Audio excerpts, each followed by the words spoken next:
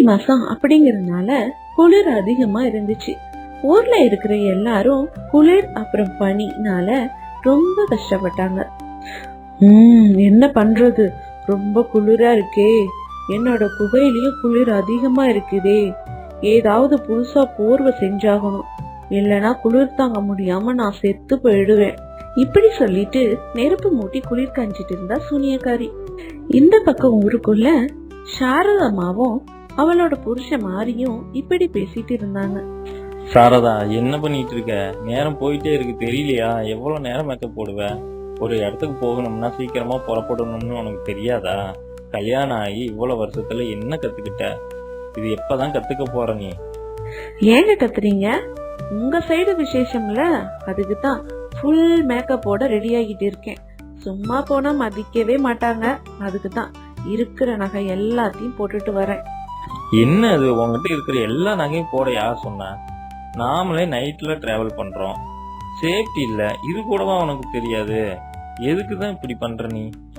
அதெல்லாம் ஒன்னும் ஆகாது. நகை கம்மியா போட்டுட்டு போனா உங்க சொந்தக்காரங்க மதிக்கவே மாட்டாங்க. குறிப்பா உங்க சித்தி பேசவே பேசாது. நாம மட்டும் என்ன குறைஞ்சா போயிட்டோம், இருக்கிற எல்லாத்தையும் போட்டுக்கிட்டு வர்றேன். உனக்கு சொன்னா புரியாதா? ஒரு பவுன் 1 லட்சம் டி. சும்மா எவங்கிட்டயாவது மாட்டணும், அவ்வளவுதான். எல்லாத்தையும் விட்டுட்டு போக வேண்டியதுதான்.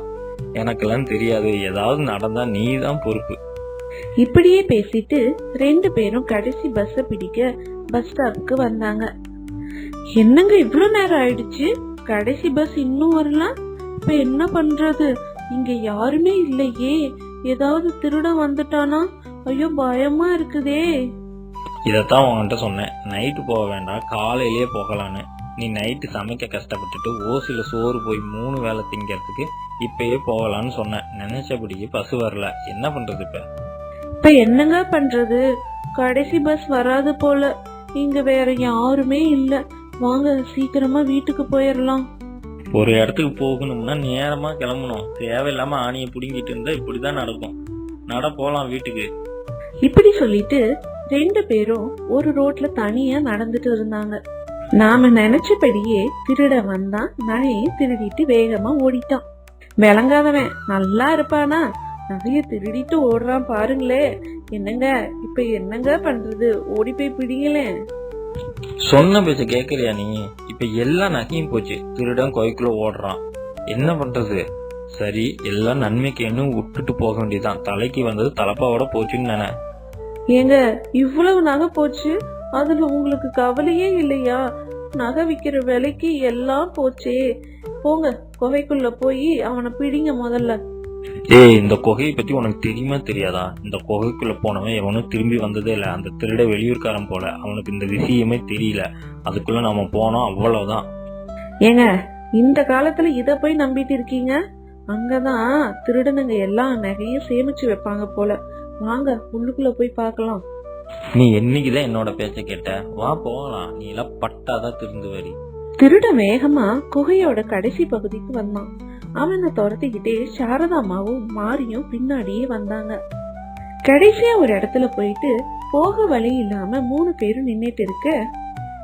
சாரதா, இந்த இடத்த பார்க்கவே ரொம்ப பயமா இருக்கு, சொன்ன பேச்சு கேளு. நகை முக்கியமா, உயிர் முக்கியமா?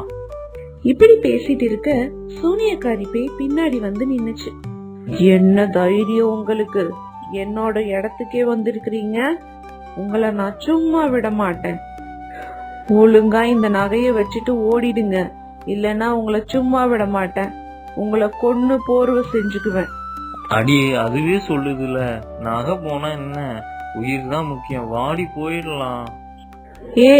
இது என்னோட நகை, எனக்கு தான் சொந்தம்.